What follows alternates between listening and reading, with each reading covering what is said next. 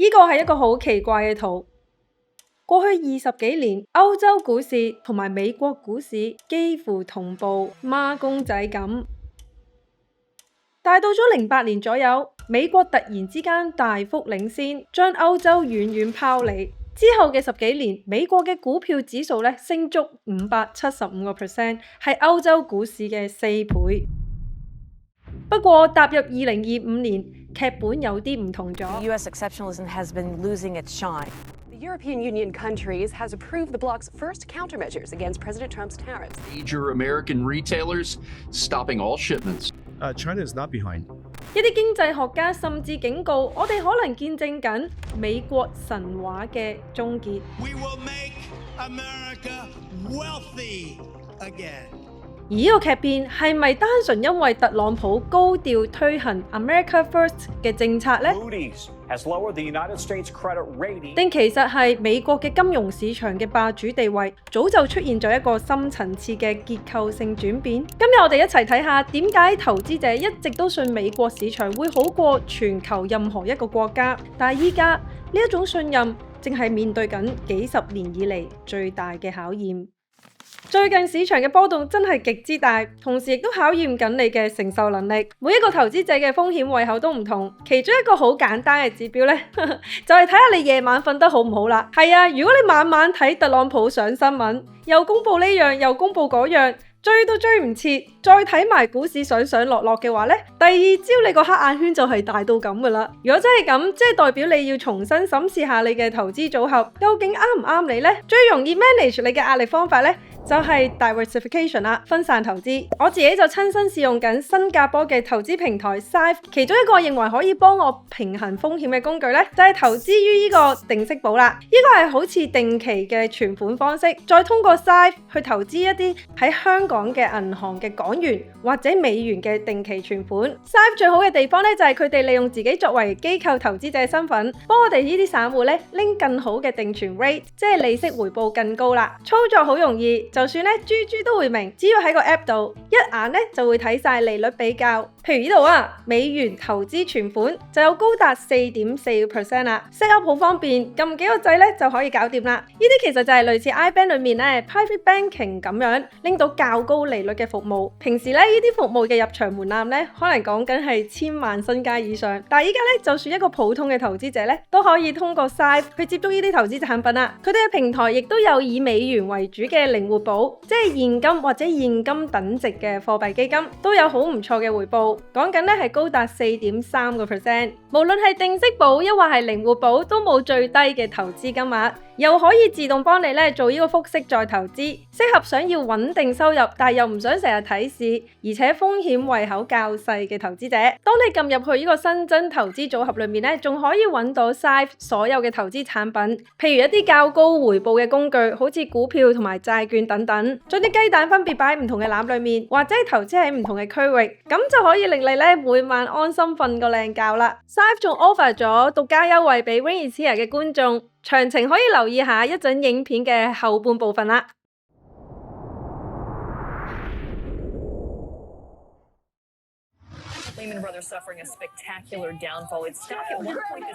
2008年，美國第4大嘅投資銀行雷曼突然爆煲。我哋啲錢血浪子嚟嘅，成百萬大拿冇晒。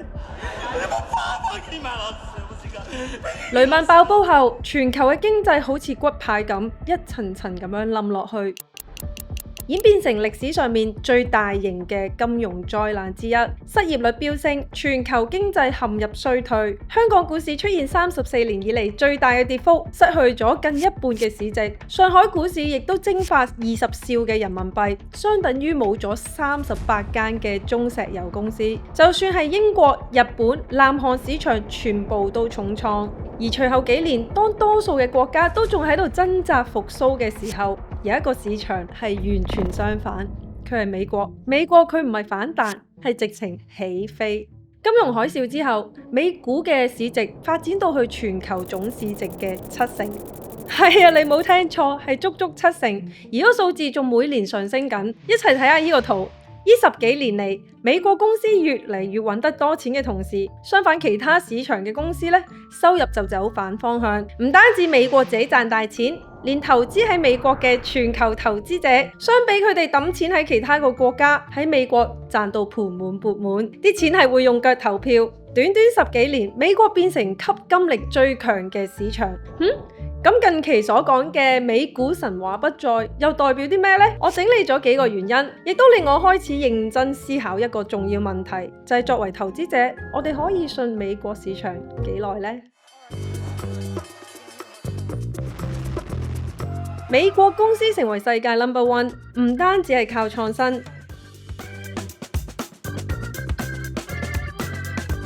係由上而下幫自己嘅企業打開全世界嘅大門，而且係其他國家冇嘅生態鏈。你睇下呢張圖，上面清楚見到喺08年金融海嘯之後，美國嘅赤字急升2.1萬億，而去到疫情嗰陣更加誇張，去到4.5萬億嘅歷史新高。哇，幾萬億嘅美元就咁抌落去經濟裏面，即係代表咩呢？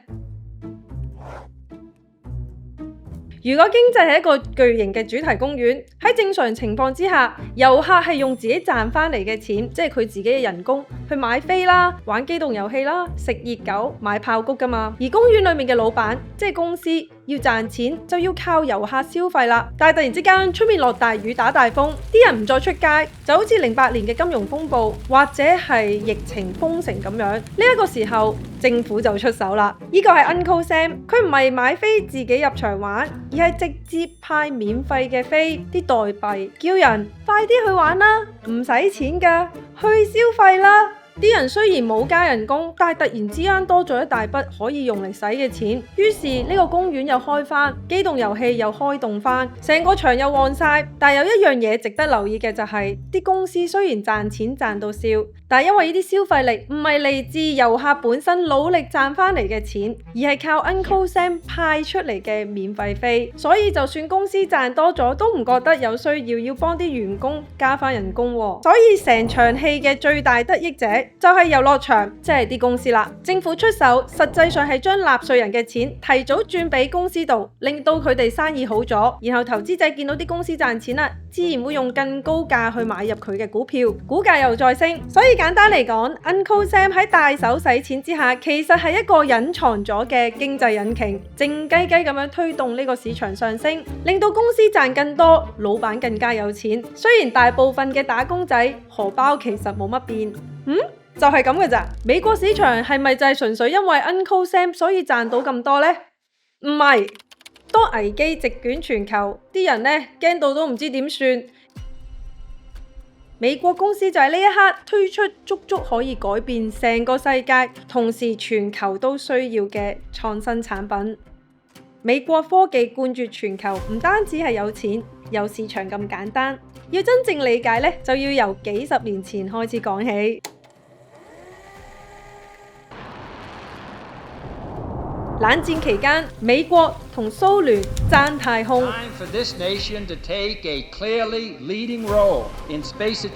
爭科技。My subject tonight is science in national security. 爭霸權。當時美國政府投入大量嘅資金去支持呢一場競賽，其中一個重點區域就係呢度，加州矽谷。政府唔係單純用錢補貼，而係透過同學術以及呢個科研機構合作，同埋軍工合約一齊3方面大力咁樣擴張佢哋嘅科技實力，而啲資源就集中喺 Stanford 大學嘅附近。結果成個地區吸引咗大批工程師、科學家同埋想創業嘅人過嚟揾機會。Stanford 仲有一個傳統，就係鼓勵佢啲學生去創業，而唔係考完試呢就去揾份穩定工。所以科技創新對美國嚟講，唔單止係研究，更重要嘅係實戰。去到1970年代，第一批嘅矽谷公司開始崛起 ，Intel、HP、同埋 Apple。佢哋成功咗之後，跟住嚟呢就係一個 IT 嘅無限循環。一間 startup 成功咗之後，啲早期員工呢就會拆夥，再創辦另外一間。成功之後又再拆夥，好似 Elon Musk 咁啊，佢係 PayPal 其中一個創辦人，喺 PayPal 賣俾 eBay 之後，佢就用呢啲資金再創辦 SpaceX。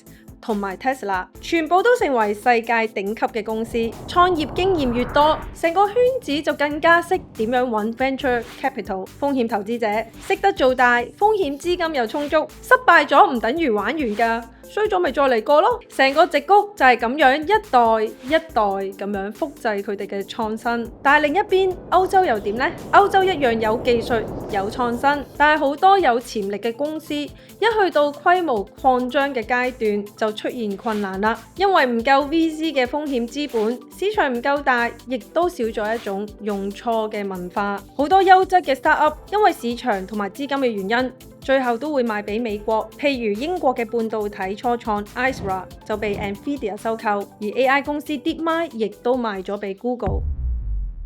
歐洲識整技術，但係整唔到產業生態鏈。相反，美國就將創新一站式咁樣孕育出嚟。呢啲創新唔單止影響產業，仲改變咗成個金融市場嘅結構。結果係美國股市同其他發達國家之間，佢哋嘅距離越拉越遠。呢一個係美國同埋其他市場對比嘅回報，相差足足74%，當中超過50%都係來自科技業。咁大嘅差距係因為入邊嘅科技股嘅比重呢，比任何一個國家都要多，而呢啲科技公司亦都賺得比其他市場更多，推高股價。如果你係一個投資者，你會問我應該將啲錢擺喺邊度？要創新走得最快，制度最幫你可以放大成果，又要有強大嘅資本。唔少人嘅答案就係美國，一樣亦都係直接奠定咗美國例外嘅神話。美股嘅總市值有幾大？係中國加日本加印度加埋其他大中小嘅亞洲市場，仲有成個嘅歐洲，未完啊！仲有加埋加拿大同埋中東、非洲國家嘅總和。咁點解美國金融市場係咁大，甚至可以吸引海外嘅公司遠赴美國去上市？一個我認為最重要嘅武器，仲有呢個。你哋有冇諗過點解有啲公司會有唔同類型嘅股票？好似 Google 嘅母公司 Alphabet 咁，就有 Class A、Class C， 但係你有冇發現喺市場上面根本揾唔到 Class B 俾你去買呢？好奇怪啊，係咪啊？如果你買 Alphabet 嘅 Class A 股票，每股就有1票嘅投票權，聽落好似幾公平，係咪啊？但係實際上就好似你喺一個好嘈嘅房裏面講嘢，根本冇人聽到。但係如果你買咗 Class C 嘅股票呢，對唔住，你連開口講嘢嘅資格都冇，冇投票權，唔使發聲。即使係呢啲大戶 BlackRock、Vanguard 咁樣，就算持有15% 嘅 Class A 股票，真係要做決定嘅時候，佢哋嘅聲音只係值6%。係啊，所以你以為自己做股東就可以參與公司嘅決策，但現實就係你其實係企喺個窗外面望住個房裏面啫。呢個就係所謂嘅雙重股權架構。公司用呢個方法集資之餘，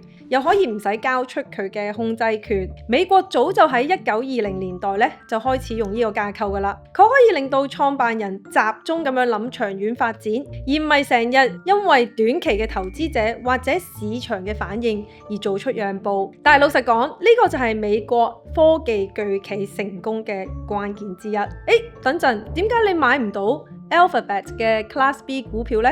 邊個揸住佢哋啊？秘密就係 Class B 嘅股票真係存在，但係從來唔係留俾你、我或者一啲一般嘅投資者去買嘅。大部分係由 Google 嘅創辦人 Larry Page 同埋 Sergey Brin 加埋少量高層內部人員嘅持有。呢個 Class B 嘅股票每股有10票嘅投票權， Class A 係得1票，至於 C 係1票都冇。所以即使 Google 創辦人佢哋唔係持股最多嘅股東，佢哋最終都可以控制成間公司嘅方向。兩個人夾埋就已經揸住成間公司成90% 嘅 B 類股票，亦都係因為咁喺董事會裏面，你永遠聽唔到你把聲，淨係聽到佢哋把聲，而佢哋亦都可以按照自己想像咁樣發展翻成間公司，而唔係每3個月一次又一次同華爾街去交代佢哋想做啲咩。呢個就係 Google 背後隱藏嘅權力設計。呢個亦都可以解釋點解美國嘅科技公司可以諗10幾年之後嘅公司 plan， 而唔係淨係諗下一季點同股東交代。相比之下，英國、香港、日本同中國等等嘅市場，佢哋嘅起步咧就遲好多啦。分別都係2018年之後先至納入呢一個制度。美國成為主要科技股 IPO 嘅目的地，佢哋嘅 IPO 數字咧遠高出歐洲4倍有多，但係上一年美國嘅集資上市嘅市值就差唔多係歐洲加埋中國嘅總和。當然呢個美國神話嘅原因可能有好多唔同嘅因素，譬如佢嘅特別高嘅生產力啦、稅項啦、勞工法例等等。我咧就整咗另外一個 video 咧，你哋可以睇睇。呢個世界實在太大太多資料，所以咧今日咧我哋都係集中喺我比較熟嘅金融市場嘅資料去睇啦。點都好啦，如果你有其他嘅睇法，歡迎喺留言區嗰度咧繼續分享俾我哋一齊睇。喺度我想大家幫一個忙，就係訂閱我哋嘅 channel 啦。我哋嘅觀眾裏面大約有46% 嘅人已經訂閱咗，我希望呢個 number 咧可以上到50%。你嘅一個訂閱絕對係可以幫到我哋 channel 咧走得更遠。唔該晒。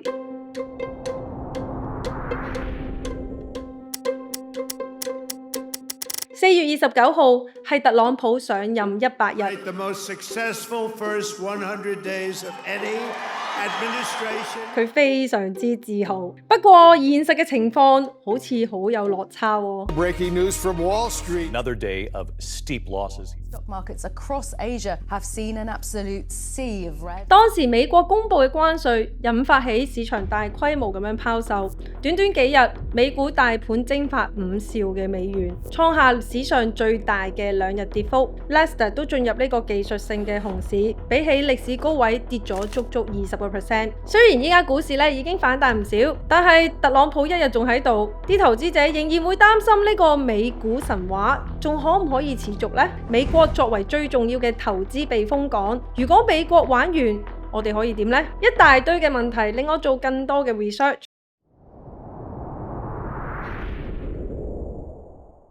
一齊睇下呢個表，呢度係歷屆美國總統上任頭100日美股嘅表現。特朗普係歷史上面表現最差嘅總統之一，背後原因唔難理解。佢上任之後推出咗一連串具爭議性嘅關稅政策，無論對中國、歐洲、加拿大，甚至係日韓台，幾乎咧無一幸免。有時睇住佢咧彈出彈入咁樣宣布關稅，真係好似旺角女人街買嘢講價咁。但係同一時間，特朗普亦都不斷咁樣向聯儲局施壓，要求減息。呢個朝令夕改嘅政策帶嚟極多嘅不確定性，市場面對不安嘅前景之下，美元、美債雙雙下跌。美元曾經跌到去3年嘅低位，而同時日本一星期裏面咧就拋售咗200億美元嘅美債。係啊，係足足200億。更加震撼嘅就係日本嘅副首相竟然咁樣講，佢話日本手持嘅美債可能會成為應對美國關稅嘅談判籌碼。呢句說話嘅背後唔單止係一個普通嘅經濟操作，仲透露咗一個重要嘅信息，就係一啲最親美嘅盟友都開始為自己嘅利益計算，而唔係單靠信任去持有美元資產。而當聽到呢啲聲音出現，你就開始問一個以前都冇人問嘅問題，就係美國市場仲可唔可靠呢？如果依特朗普咁講啦，佢嘅政策係為美國好喎。We will make America great again. 但係佢推出嘅新措施，每一步都可能重新塑造全球對美國市場嘅信心。咁特朗普係咪就變成美股黑星呢？雖然特朗普講要 cut 開支啊，但係其實佢使錢嘅速度同幾年前一樣。例如一上任咧，就馬上通過呢個5000億嘅 AI 法案啦。而同時佢亦都向聯儲施壓減息。不過佢嘅關稅政策有機會咧就會加重呢個通脹，令到聯儲咧遲遲未能夠減息。而公平一啲去睇，聯儲去收收緊翻呢個資金流動性，即係咧做 QT 量化緊縮。其實早就喺特朗普上任之前就開始㗎啦，所以特朗普的確係面對緊美國財政同埋貨幣政策收緊嘅大環境，而唔係佢自己一個人可以控制到。如果想學多啲咧，可以睇呢段影片。所以大量咁嘅印鈔加特低息加埋舉債同埋政府支出咧，令到過去15年以嚟推高晒咧股市同埋樓市。研究亦都指出，美國如果冇增加債務，佢嘅經濟成長亦都冇咁多。所以我會講特朗普未必係有能力再泵水去救經濟，除非美國進入衰退。而最新嘅資料，我亦都睇唔到美國會立刻進入衰退狀態。而特朗普亦都不停咁樣話要 cut 大學同埋科研機構嘅資助，連對 NASA 同埋一啲藥物研究嘅機構都要扣開支。不過同時咧，特朗普亦都繼續抌錢落去 AI 同埋半導體喎。所以喺特朗普嘅政策嚟講，譬如 cut 呢啲科研嘅資助同埋關稅，都會間接影響整個科研產業。但係影響係咪真係好嚴重呢？我暫時就未睇到，所以我哋仍然要密切留意關稅之後嘅發展係會點啦。至於呢個美股雙重股權架構其實我就睇唔到特朗普有任何嘅政策影響緊呢個制度。至於低稅率，喺2017年咧，特朗普已經減咗一次嘅企業稅㗎啦。而佢今年咧上任之後，亦都大聲話要再嚟一次，目標係減到17%。講緊全球嘅平均公司稅咧係23.5嚟講咧，其實佢會令到美國嘅企業稅更加低，係有利美股同埋吸引更多嘅公司嚟到美國設立佢嘅總部。同一時間，如果你睇翻全球其他嘅主要國家，好多都係仲加緊呢個企業稅。當然啦，仲有好多其他嘅特朗普嘅政策，其實係影響緊成個美國，而且係日日新鮮，日日金。我哋今日咧淨係集中 focus 喺金融市場上面，特朗普嘅影響力，我就覺得佢嘅影響力對美股嚟講，除咗關稅部分之外，其他都係影響有限嘅。好啦，翻嚟我哋今日要問嘅根本問題，美股仲值唔值得投資？投資者應該點樣準備呢？先睇下歷史，由1946年以嚟，美股出現過14次嘅熊市，平均每次跌32%，但係跌完之後熊市平均只係需要23個月就收復失地啦。我哋可以見到熊市持續嘅時間比起牛市短好多。簡單啲講，同美國市場對賭嘅話，歷史話俾我哋聽，長線多數會賭輸。美國公司喺過去10幾年以嚟，受惠於利潤率上升、估值升、大量嘅財政刺激、企業稅低，加埋呢個全球化嘅紅利，令到佢哋一發不可收拾。但係以投資者嘅角度嚟睇，我哋係睇緊未來嘅增長嘅 percentage， 而唔係過去10幾年嘅表現。美股未來值幾多錢呢？喺美國債務高企同埋通脹之下，國債利息亦都被抽高，即係投資喺國債嘅回報更加高啦。咁如果我係投資者，既然美國國債嘅風險細咁多，回報亦都高咗唔少，點解仲要投資喺高風險嘅股票上面呢？所以市場要 justify 呢個咁貴嘅美股估值嘅難度就更加高啦。根據 Bridgewater 嘅模型啦，美國公司每年需要交出7% 嘅每股盈餘 EPS 嘅增長，先可以俾翻投資者一個合理嘅風險溢價，亦即係比國債收益率高出至少4% 嘅回報，先至叫合理。相比其他國家嘅市場，投資者只係需要2% 嘅股票回報率，即係美國嘅一半，就可以justify 到比國債高嘅風險啦。所以對我嚟講，美股嘅問題更加係估值過高同埋風險溢價嘅問題。所以作為投資者，唔應該 all in 喺單一嘅資產，而係審慎、有彈性、有策略咁樣做呢個資產配置。當然要保留美股嘅比重，特別係高質素嘅科技企業，但係就唔好太集中啦，可以分翻部分嘅資金去其他嘅市場，包括估值較低、增長潛力仍然未完全反映嘅地方，譬如亞洲同埋新興市場。除咗股市之外，黃金同埋加密貨幣亦都可以對美元貶值或者係股市估值過高等等嘅風險去做翻一個平衡。上次呢段影片已經有講過啦，或者好似頭先我提到嘅定期存款投資、貨幣基金或者係股票債券基金等等。如果你想一站式咁咁樣投資呢啲資產，可以考慮 Syfe 呢個平台。Syfe 喺香港同埋新加坡咧都有牌照，全球咧擁有超過25萬個活躍用戶啦。集團咧合共管理緊超過100億美元嘅資產。Syfe 依家俾我哋嘅 Ring 日觀眾獨家優惠，當你存入1萬蚊嘅時候咧，就會有200蚊嘅現金回贈，5萬蚊咧就有500蚊嘅回贈，入得越多，回贈就越多。優惠連結咧就喺下面。不過亦都唔可以否認，美國科技 No.1 呢個地位，亦都受緊環球嘅挑戰。This conversation about how far behind China is, they are certainly catching up. It's very hard to say how far ahead we are, but I would say not a huge amount of time. China is not behind. Nvidia 黃仁勳亦都清楚指出，中美 AI 嘅發展其實兩者差距係極近。